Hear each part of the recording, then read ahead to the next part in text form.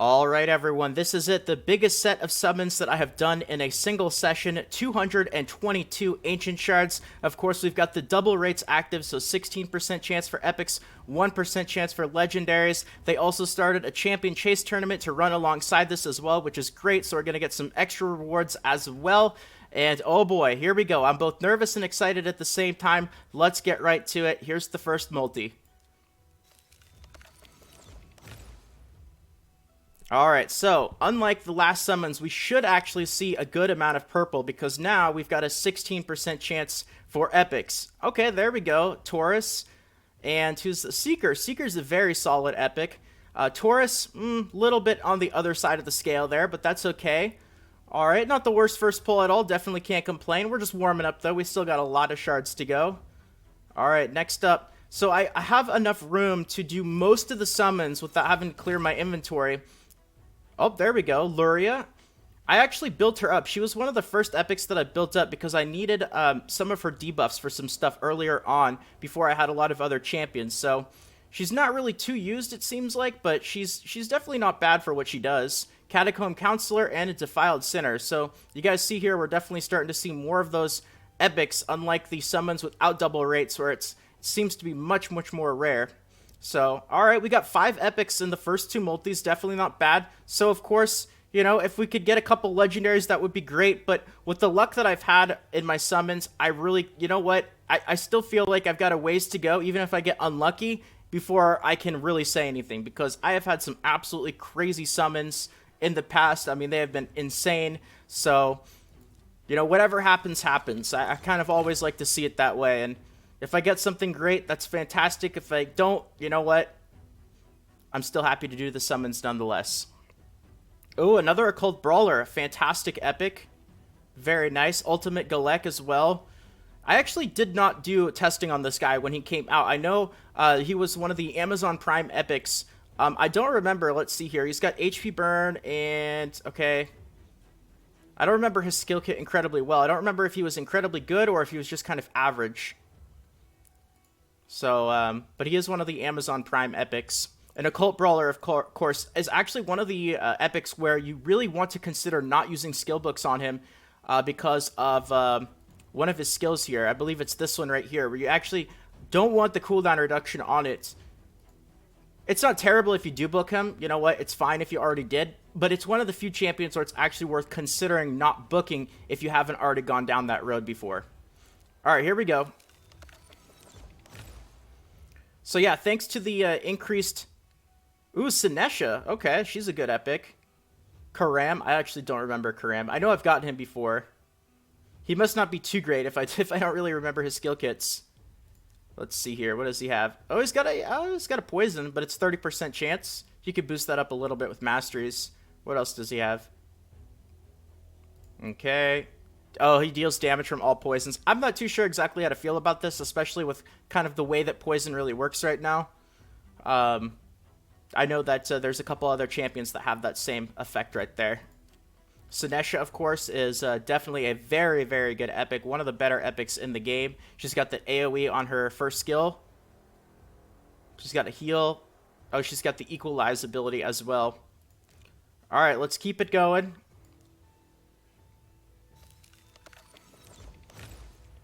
It's nice to have that extra champion storage, though, because it'll make it easier to... Oh, there we got one of the bears. To do pulls without having to clear out my inventory, so I won't have to do it as many times. I'll have to do it at least once, but not a whole lot. Bloodfeather? I don't remember her.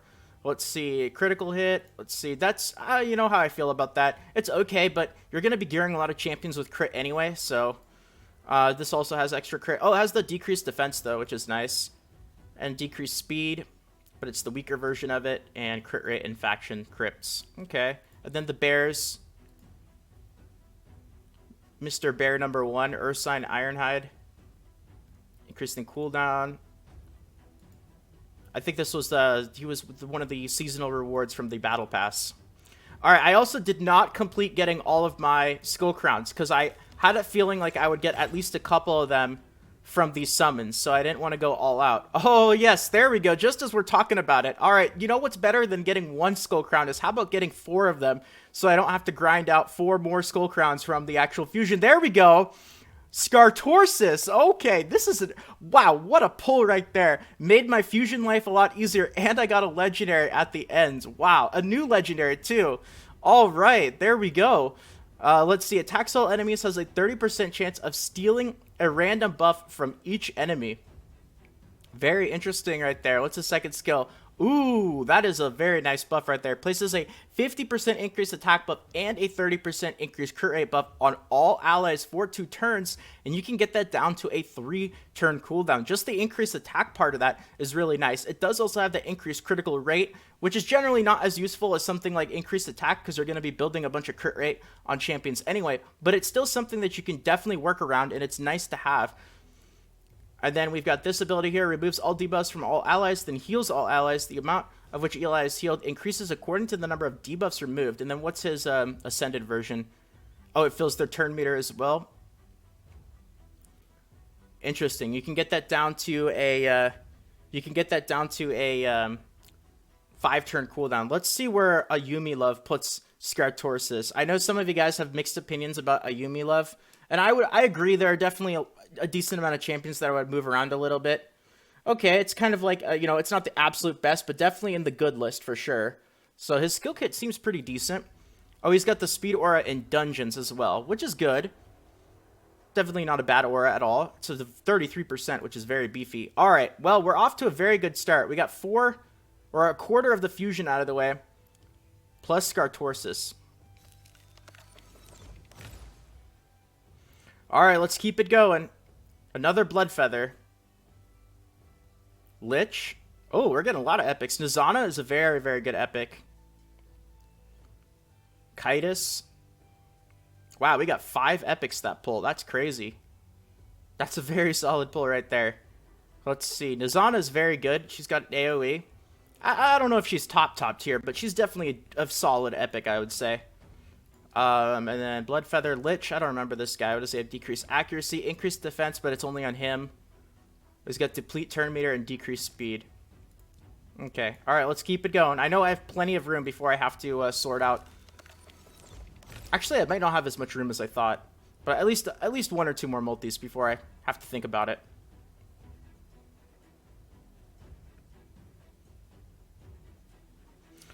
All right, well, you know what? This is going to happen. When you get 5 epics in a pull, then the next one, it shouldn't really be too much of a surprise to get 0. That's the way it goes.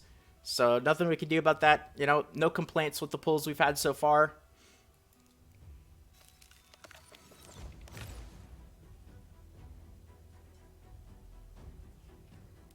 Jareg, very solid epic. Relic Keeper. Another Jareg, okay, alright. Well, it could have given me another Relic Keeper, so I guess I can't really complain about that. Because I was going to say, Relic Keeper, you know, probably not quite as solid as Jareg. You know, Relic Keeper was really interesting, because when the game was new, everybody thought Relic Keeper was just an absolute beast. For not too long, but for a period of time. Because he was an epic that you could get from a fusion.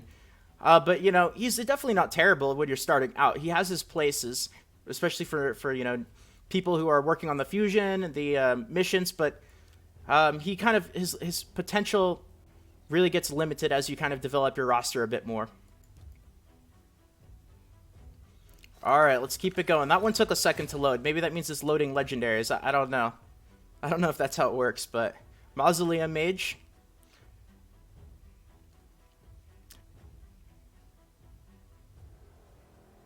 Okay, alright, that was a pretty basic pull. I actually have not been paying good enough attention to if I've been getting skull sworns or not. I don't know, I'll have to take a look. When my inventory fills up here, I'll have to see if I've gotten any. I've really just been focusing in on the epics and, of course, the legendaries.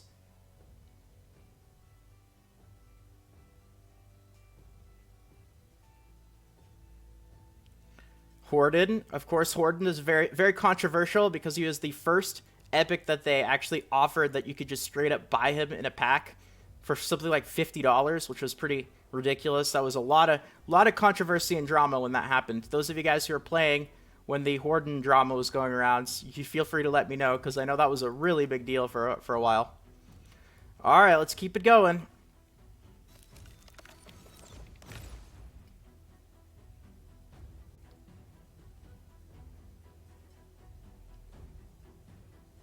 All right, we're going to have some basic pulls. It's going to happen.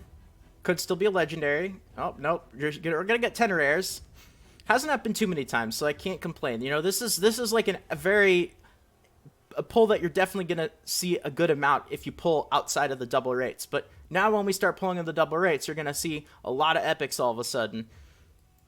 Which is kind of why I'm glad the last set of pulls that I did outside the double rates kind of turned out the way that they did. Because it really shows you, you know, a good difference between the two. Although this isn't turning... Oh, okay, there we go. Sepulchre Sentinel. And Seneschal. Okay.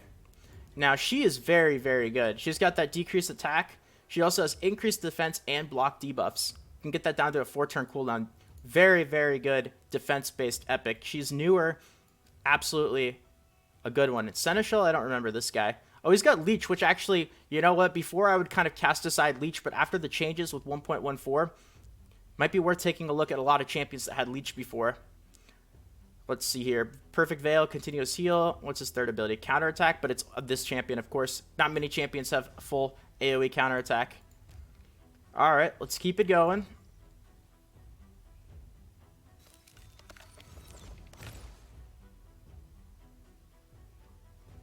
Lady Atessa, okay. Cage Breaker. We're getting a lot of diversity. I don't feel like... whenever I do a ton of summons, I feel like I always get... Like, there's one epic that I just seem to get a ton of in that session.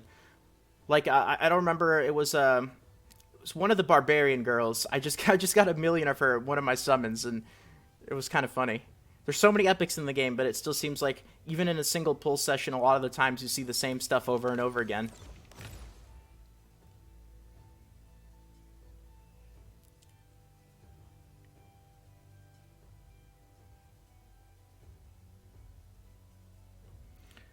Snorting Thug. Let's see, I don't remember this guy either. Stealing a random buff. Okay, alright. Seems pretty mess so far. Alright, let's keep it going. Oh, never mind. I take it back. I was gonna say, maybe I can't because I might be out of room on this one. And it seems like that's the pull where I am out of room. Still got 72 more ancient shards though. So I want to keep a couple of spots just to make my sorting life a little bit easier. Obviously, I am not going to include this part of the video. Let me just see what this red dot was. Of course, it's going to be that Scartorsus. Did I get any Skull Sworns? Let's see here in my rare pile. Those are the ones that I'm leveling, but let's see if I have any. I don't think I did. Doesn't look like it. No? Wow. Okay. Well, that's fine.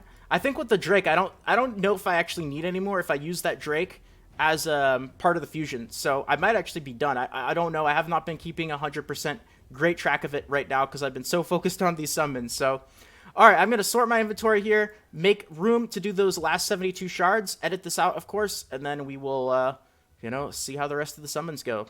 All right, so we got enough room to finish off these 72 ancient shards, so let's get back to it here.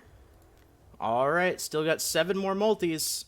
Plenty of chances to get some other good stuff.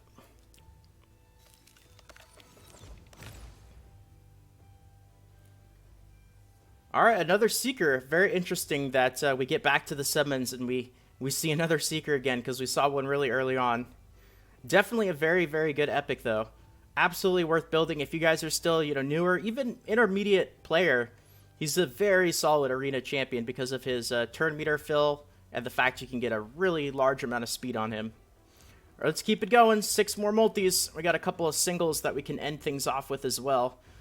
Oh, we got the loading screen. Maybe this means it's loading a legendary? I don't know.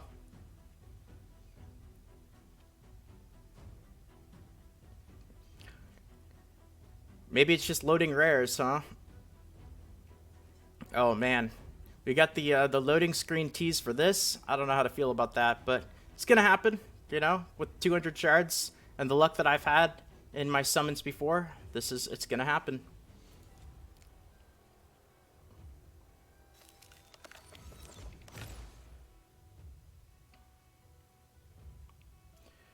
All right, we got another spider. I know we got him earlier on. There's a skull sworn. Although I don't even know if I really need him anymore, to be honest. I have to take a look and count and see how many skull sworns I have.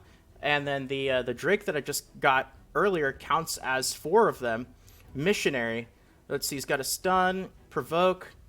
What else does he have? Heal reduction and a speed decrease. I haven't seen that guy in a while, so I don't remember his skill kit. All right, let's keep going.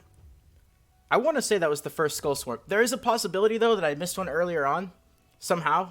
I was just caught keeping track of other stuff, but I really have a feeling that was my first one.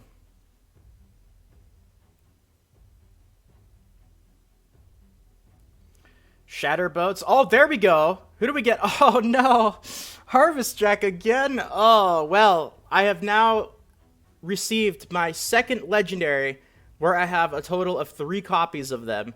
So, the first one I'm a little bit more happy about than the second one. The first one, of course, Bad El Khazar. Absolutely can't complain about having multiple dupes of him. And that is, of course, some crazy luck. But Harvest Jack, man, I don't even know if I have my first Harvest Jack properly built. Alright, well, mixed opinions. It is still legendary. So we are at 2 legendaries during the summoning session, which is, I'm 100% okay with it. One of them was new. Scartorsus, new, solid legendary to add to the collection. Will definitely be working and building that guy up. So, the fact that I didn't get tons of dupes, I'm okay with the pulls so far. 100% happy. And what else? Oh, I got distracted by that Shatterbones. I don't want to pull out any kind of tinfoil hat conspiracies where the fusion legendaries seem like they have a higher drop rate. Maybe it's just because they really stand out a lot. Like when you pull one, you're just like, man, I don't know how to feel about this. Warden, Delver, and Lich. Okay, solid pull with 3 epics. I know there was one summoning session that I did where it was just absolutely insane, like non-stop. I was just getting fusion champions. There we go. Okay, all right. I was really worried for a second. Right, I was saying fusion champions. Oh, what? Double legendary? Whoa, Scylla the Drakes. Wow, isn't she? She's the end reward for the login. Wow, I do not know how to feel about this. That is very interesting.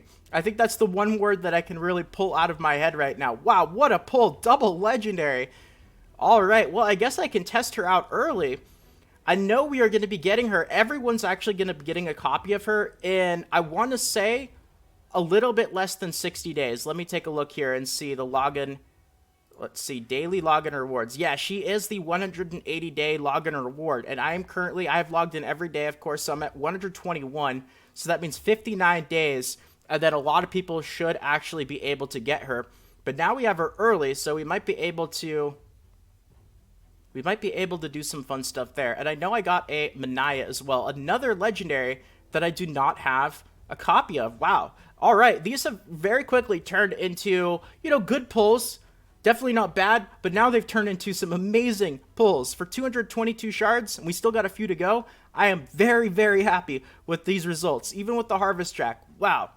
All right. Manaya, let me take a look at her skills here. Let's see. She's got that continuous heal on an ally with the lowest HP.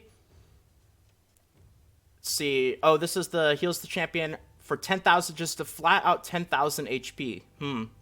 75% chance of placing a heal reduction on all enemies. Okay. Heals all allies by 40% of their max HP. Block debuffs.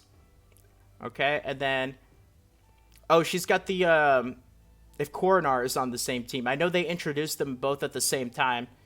Yeah, I don't know about Coronar. I think he's even more difficult to get. Unless I'm mixing him up with somebody. What's her aura again?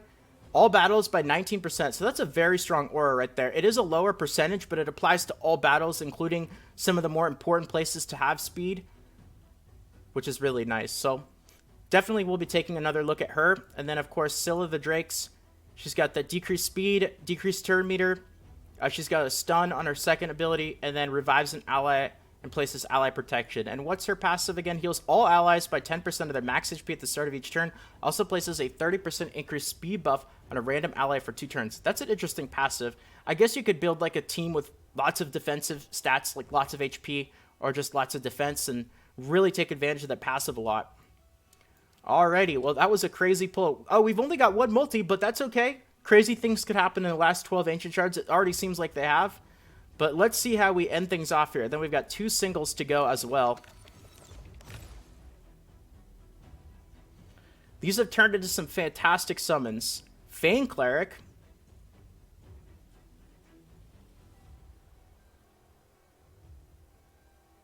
Okay, what is this guy again? Oh, this guy has got the Veil. Veil is also one of those things where it's probably worth taking at least a bit of a look at again. He's got a speed aura in all battles, which is nice, 15%. Since the reworks, because they just reworked a bunch of stuff. Leech, of course, it's really worth taking another look at. Now, I'll definitely have to do some testing, but Veil and some other stuff. All right, we got those last 2 singles to end things off with. Let's see if we can get a miracle. Although these, again, turned into some great summons at the end.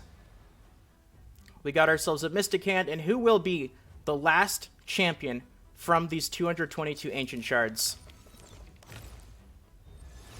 We got ourselves a Coffin Smasher. Very good rare, actually. Not a bad last champion to end things off with. All right, everyone. Well, that was a good set of summons. I am very happy with the results. They turned from like good into very, very, very good by the end. Let's see what these red dots are. Of course, Minaya is a new legendary.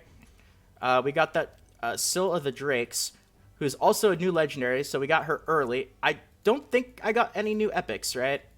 I know I was blown away because I think it was the last set of summons I actually got a new epic, which is pretty rare for me at this point. Let's do a little bit of a recap here. We got those 4 legendaries. Here's the glance at the epics that we got during these summons as well. The big one that really stands out to me, as crazy it is that Drake, because of the fusion that's going on.